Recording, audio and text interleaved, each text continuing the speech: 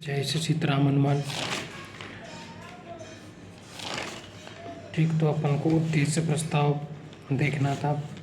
संविधान सभा का गठन अपन ने देख लिया था। उद्देश्य प्रस्ताव, ठीक, उद्देश्य प्रस्ताव 13 दिसंबर 1946 को प्रस्तुत किया गया, जो 22 जनवरी 1947 को संविधान सभा द्वारा स्वीकृत किया गया। मुख्य बात है क्या थी इसमें, भारत को एक स्वतंत्र संप्रभु गणराज्य के रूप में स्थापित किया जाएगा। भारत की संप्रभुता का स्रोत भारत की जनता होगी। भारत के समस्त नागरिकों को राजनीतिक, आर्थिक और सामाजिक समानता प्राप्त होगी। भारत के समस्त नागरिकों को विचार, अभिव्यक्ति और किसी भी धर्म के मत को मानने का अधिकार होगा। अल्पसंख्यकों, अनुसूचित जातियों तथा पिछड़े वर्गों के हितों की सुरक्षा के लिए उपयुक्त रक्षोपाय, देश की एकता को स्थायित्व प्रदान किया जाएगा। भारत की प्राचीन सभ्यता को उचित स्थान व अधिकार दिलाया जाएगा। ठीक, भारत को एक स्वतंत्र संप्रभु गणराज्य के रूप में स्थापित किया जाएगा। भारत की संप्रभुता का स्रोत भारत की जनता होगी। भारत के समस्त नागरिकों को राजनीतिक, आर्थिक, सामाजिक समानता प्राप्त होगी। भारत के समस्त नागरिकों को विचार, अभिव्यक्ति, किसी भी धर्म या मत को मानने का अधिकार होगा। अल्पसंख्यकों, अनुसूचित जाति और पिछड़े वर्गों के हितों की सुरक्षा के लिए उपयुक्त रक्षोपाय किए जाएंगे। देश की एकता का स्थायित्व प्रदान किया जाएगा। भारत की प्राचीन सभ्यता को उचित स्थान व अधिकार दिलाया जाएगा। यह उद्देश्य प्रस्ताव संविधान की प्रस्तावना का आधार बना और इसी ने संपूर्ण संविधान के दर्शन को मूर्त रूप प्रदान किया। भारतीय संविधान परिसंघात्मक है, संघात्मक है, एकात्मक। परिसंघ क्या है? वह राजनीतिक प्रणाली जिसमें केंद्र का ना तो महत्व होता और ना ही स्वतंत्र अस्तित्व। संघात्मक संविधान के लक्षण, भारतीय संविधान संघात्मक है या नहीं निर्धारित करने के लिए पहले देख लेना चाहिए कि संघात्मक संविधान के लिए आवश्यक विशेषता क्या होती हैं। शक्तियों व कार्यों का विभाजन, संविधान की सर्वोच्चता, न्यायपालिका की स्वतंत्रता, लिखित संविधान और संविधान की अनम्यता। ठीक, शक्तियों व कार्यों का विभाजन, केंद्रीय और प्रांतीय सरकारों के बीच शक्तियों तथा कार्यों का विभाजन संघात्मक संविधान के एक आवश्यक तत्व। संघात्मक संविधान के अंतर्गत संविधान की सर्वोच्चता।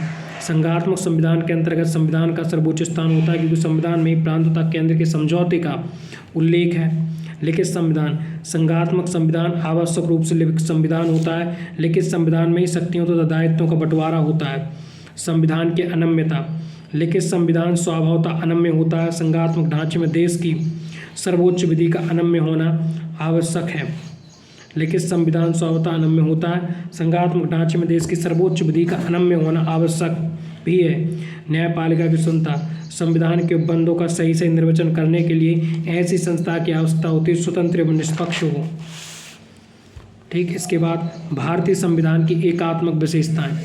देखा जाए तो भारतीय संविधान में कुछ ऐसे लक्षणों की उपस्थिति भी है जो एकात्मक संविधान के नीचे ला खड़ा करते हैं।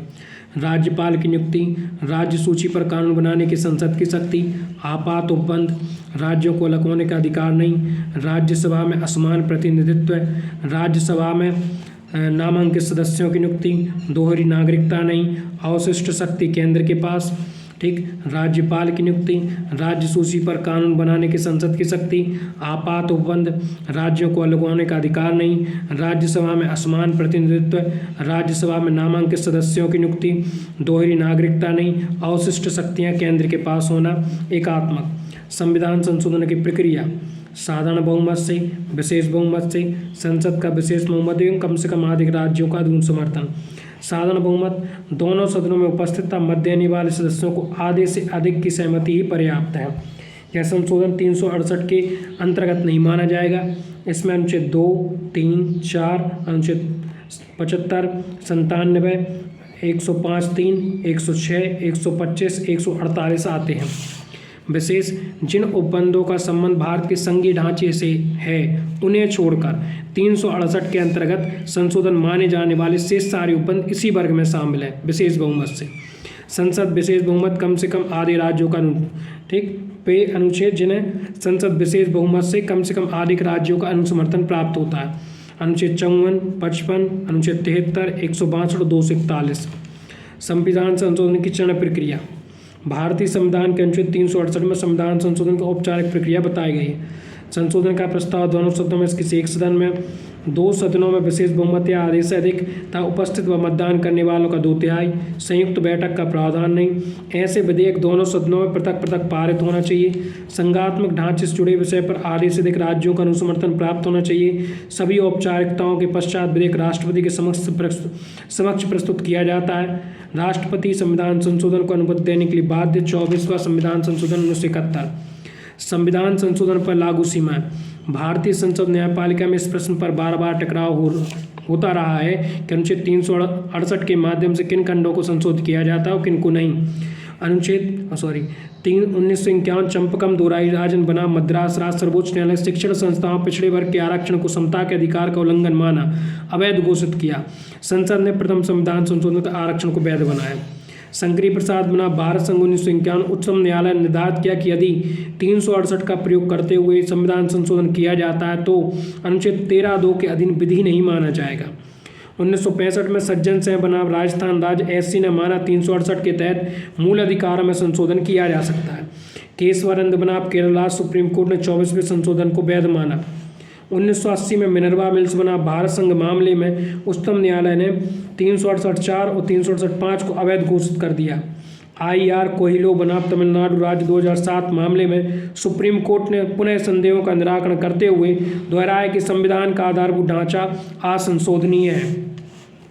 वर्तमान में संसद की संविधान संशोधन की संवैधानिक स्थिति। संसद मूल अधिकारों सहित किसी भी उपबंध में संशोधन कर सकती है। संशोधन संविधान के आधारभूत ढांचे के विरुद्ध नहीं होना चाहिए। अनुच्छेद 368 का खंड 3 वैध है। संविधान संशोधन विधि की वैधता का परीक्षण अनुच्छेद 13(2) के संदर्भ में नहीं किया जा सकता। संसद संविधान संशोधन की अपनी शक्ति को बढ़ा नहीं सकती। संविधान संशोधन की सीमित शक्ति भी आधारभूत ढांचे का हिस्सा है।